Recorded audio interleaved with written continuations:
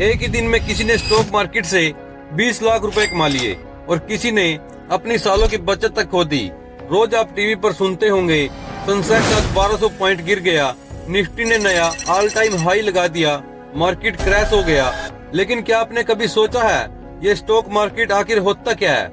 यहाँ पर ऐसा क्या बिकता है जिससे लोग करोड़पति बन जाते हैं और कुछ लोग अपनी पूरी जिंदगी की कमाई खो देते हैं। दुनिया के लगभग हर बड़े देश में एक ऐसी जगह जरूर होती है जहाँ अरबों नहीं खरबों रुपए का लेन देन होता है, लेकिन यहाँ ना सोना बिकता है, न चांदी, न कार, न घर। फिर आखिर बिकता क्या है?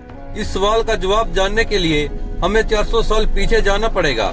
आज से लगभग 400 साल पहले न कोई स्टॉक मार्केट था, न कोई शेयर और न ही ट्रेडिंग एप्स, लेकिन एक बहुत बड़ी प्रॉब्लम जरूर थी। उस समय का दुनिया का सबसे बड़ा बिजनेस था समुद्री व्यापार।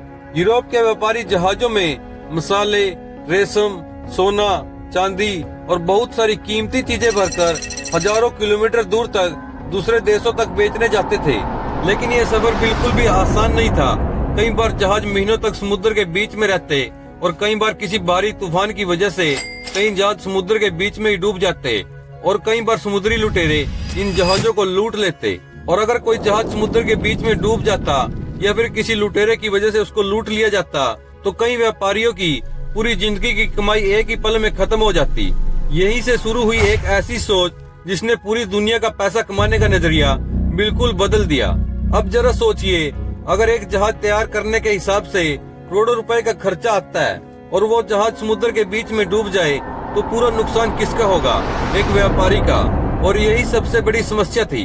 तब कुछ व्यापारियों ने एक ऐसा आइडिया सोचा जो उस समय बिल्कुल नया था। उन्होंने कहा, क्यों न पूरा पैसा एक आदमी लगाने की बजाय सभी मिलकर लगाएं। मान लीजिए एक जहाज को तैयार करने के लिए 100 सोने के सिक्कों की जरूरत है, तो एक आदमी अकेले 100 सिक्के लगाने की बजाय 10 लोग 10-10 सिक्के लगा देते हैं। अब अगर जहाज सुरक्षित वापस आ जाता है और अच्छा प्रॉफिट होता है तो इस प्रॉफिट को 10 अलग अलग जगह डिवाइड कर दिया जाएगा। और अगर जहाज किसी वजह से समुद्र के बीच में डूब जाता है या कोई नुकसान हो जाता है तो उस नुकसान को भी 10 अलग अलग जगह डिवाइड कर दिया जाएगा। यानी रिस्क भी शेयर और प्रॉफिट भी शेयर। और यहीं से पैदा हुआ दुनिया का सबसे क्रांतिकारी फाइनेंशियल आइडिया, शेयर ओनरशिप। लेकिन सवाल ये था, क्या सच में लोग किसी दूसरे के बिजनेस में पैसा लगाने के लिए तैयार होंगे या नहीं? इस सवाल का जवाब दुनिया को मिला साल 1602 में। नीदरलैंड की एक कंपनी थी डच ईस्ट इंडिया कंपनी, जिसे इतिहास में वीओसी के नाम से भी जाना जाता है। इस कंपनी को दुनिया भर में व्यापार करना था, लेकिन इतने बड़े व्यापार के लिए उसे बहुत ज्यादा पैसे की जरूरत थी। और तब इस कंपनी ने एक ऐसा फैसला लिया जिसने पूरी दुनिया की फाइनेंशियली हिस्ट्री बदल दी। उन्होंने पहली बार आम लोगों से कहा, अगर आप हमारे बिजनेस में पैसा लगाते हैं तो हम आपको हमारी कंपनी की ओनरशिप देंगे। यानी अब लोग सिर्फ ग्राहक नहीं रहे बल्कि उस कंपनी के हिस्सेदार बन गए। अगर कंपनी को प्रॉफिट होता है तो उसका फायदा इन्वेस्टर्स को भी मिलता है, और अगर कंपनी को नुकसान होता है तो उसका असर इन्वेस्टर्स पर भी पड़ता है। यहीं से एक नए दौर की शुरुआत हुई जिसे आज हम स्टॉक मार्केट के नाम से जानते हैं। अब सवाल आता है, इस 400 साल की कहानी का हमारी जिंदगी से क्या संबंध है? आज आप अपने मोबाइल से कुछ ही सेकंड्स में रिलायंस, टीसीएस, इन्फोसिस या किसी भी लिस्टेड कंपनी का शेयर खरीद सकते हैं। लेकिन असल में आप खरीद क्या रहे होते हैं? बहुत से लोग सोचते हैं कि शेयर खरीदने का मतलब स्क्रीन पर एक नंबर खरीद लेना है, लेकिन सच्चाई इससे बिल्कुल अलग है। आप जब किसी कंपनी का एक शेयर खरीदते हैं तो आप उस कंपनी के बहुत छोटे से हिस्से के मालिक बन जाते हैं। इतना छोटा हिस्सा कि आपको कंपनी का कंट्रोल नहीं मिल जाता, लेकिन ओनरशिप जरूर मिल जाती है। यानी अगर कंपनी आगे बढ़ती है तो उसका बिजनेस बढ़ता है, उसका प्रॉफिट बढ़ता है, तो उसके साथ आपके शेयर की वैल्यू भी बढ़ सकती है। लेकिन अगर कंपनी का बिजनेस खराब होने लगे तो आपके शेयर की कीमत भी गिर सकती है।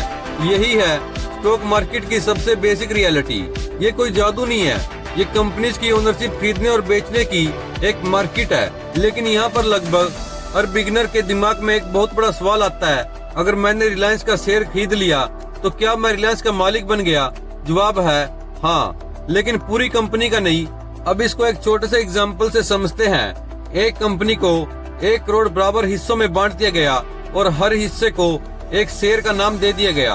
अब अगर आपने उन 1 करोड़ में से सिर्फ एक शेयर खरीदा तो आप उस कंपनी के 1 करोड़वें हिस्से के मालिक बन गए, यानी ओनरशिप मिली, लेकिन कंपनी का पूरा कंट्रोल नहीं। जितने ज्यादा शेयर उतनी ज्यादा ओनरशिप, और जिसके पास सबसे ज्यादा शेयर्स होते हैं आमतौर पर कंपनी पर सबसे ज्यादा कंट्रोल भी उसी का होता है। इसलिए मुकेश अंबानी जैसे प्रोमोटर्स आज भी अपनी कंपनी के बहुत बड़े हिस्से के मालिक हैं, और बाकी हिस्से लाखों investor, mutual funds, insurance companies और फॉरेन इन्वेस्टर्स के पास होते हैं। यानी स्टॉक मार्केट में आप कंपनी खरीदते नहीं है, आप उसका एक छोटा सा हिस्सा खरीदते हैं। अब यहाँ एक और बहुत बड़ा सवाल पैदा होता है, अगर कंपनी अपना हिस्सा बेच रही है तो आखिर उसे इसकी जरूरत क्यों पड़ती है? सोचिए, आपने एक छोटा सा बिजनेस शुरू किया, शुरुआत में सब कुछ ठीक चल रहा है, लेकिन धीरे धीरे कस्टमर बढ़ने लगे, ऑर्डर्स इतने आने लगे कि आपकी छोटी फैक्ट्री अब उन ऑर्डर्स को पूरा ही नहीं कर पा रही है।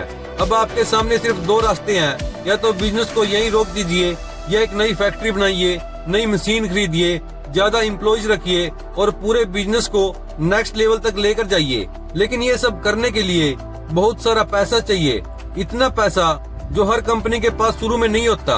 कुछ कंपनीज बैंक से लोन लेती हैं, लेकिन लोन के साथ आता है हर महीने इंटरेस्ट चुकाने का दबाव, और अगर बिजनेस उम्मीद के मुताबिक नहीं चला तो लोन कंपनी के लिए बहुत बड़ी परेशानी बन सकता है। यहीं पर स्टॉक मार्केट एक बिल्कुल अलग रास्ता देता है।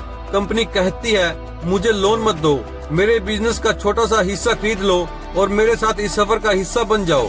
यही वजह है कि बड़ी बड़ी कंपनीज स्टॉक मार्केट में लिस्ट होती हैं, सिर्फ इसलिए नहीं कि लोग उनके शेयर खरीद सकें, बल्कि इसीलिए ताकि वो अपने बिजनेस को और बड़ा बना सकें।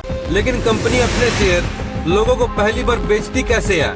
यहीं से शुरू होता है एक ऐसा शब्द जो आपने कई बार सुना होगा, IPO, यानी इनिशियल पब्लिक ऑफरिंग। नाम थोड़ा मुश्किल लग सकता है, लेकिन इसका मतलब बहुत आसान होता है। जब कोई कंपनी पहली बार अपने शेयर लोगों के लिए मार्केट में लेकर आती है तो उस प्रोसेस को कहा जाता है IPO। उस दिन तक कंपनी कुछ चुनिंदा लोगों की होती है, लेकिन IPO के बाद उसका एक हिस्सा पूरी जनता के लिए खुल जाता है। अब कोई भी आम इंसान जो उस कंपनी पर भरोसा करता है उसका शेयर खरीद सकता है और उसका छोटा सा मालिक बन सकता है। कंपनी को क्या मिलता है?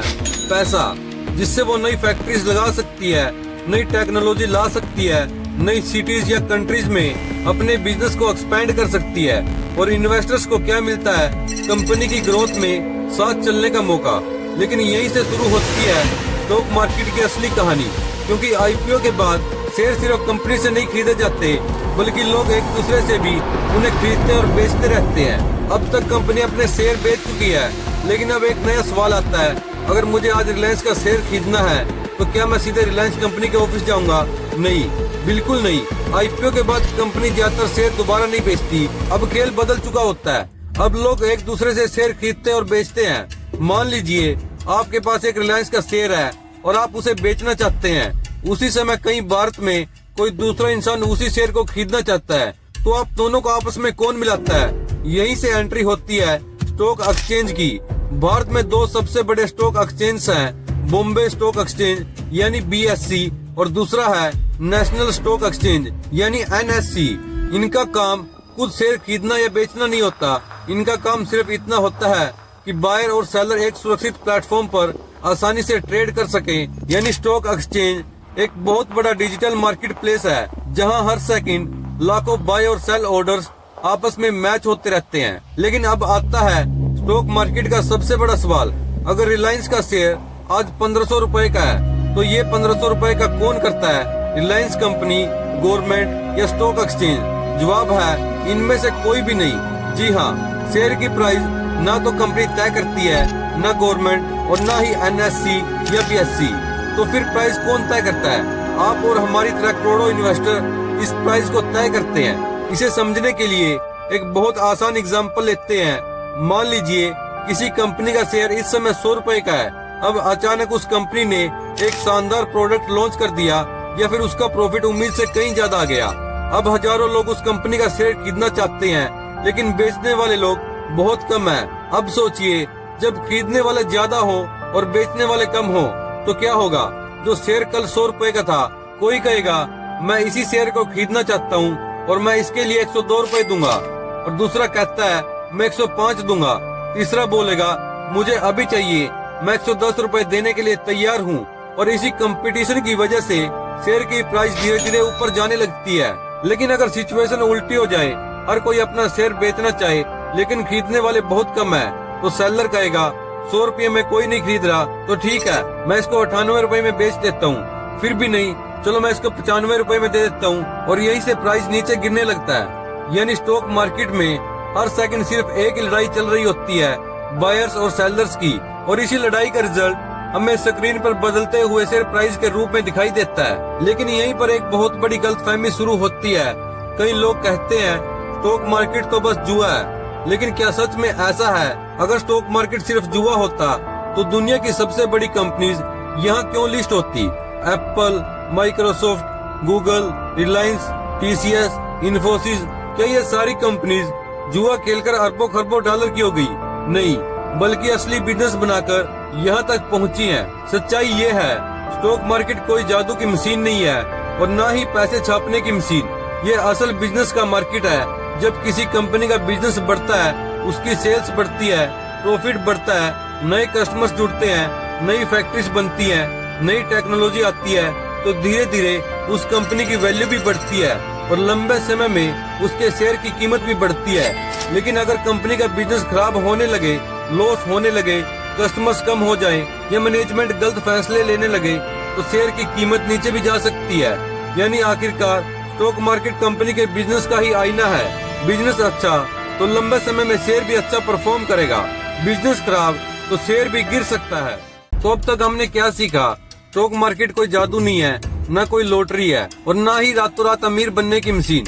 ये असल में दुनिया के बिजनेस को आगे बढ़ाने का एक तरीका है, जहां कंपनीज अपनी ग्रोथ के लिए पैसा जुटाती हैं और इन्वेस्टर्स उन कंपनीज की ग्रोथ का हिस्सा बनते हैं। यही वजह है कि आज दुनिया की लगभग सारी बड़ी कंपनी किसी न किसी स्टॉक एक्सचेंज में लिस्टेड है। लेकिन अगर स्टॉक मार्केट इतना ही आसान होता तो यहाँ पर हर कोई इंसान करोड़पति होता।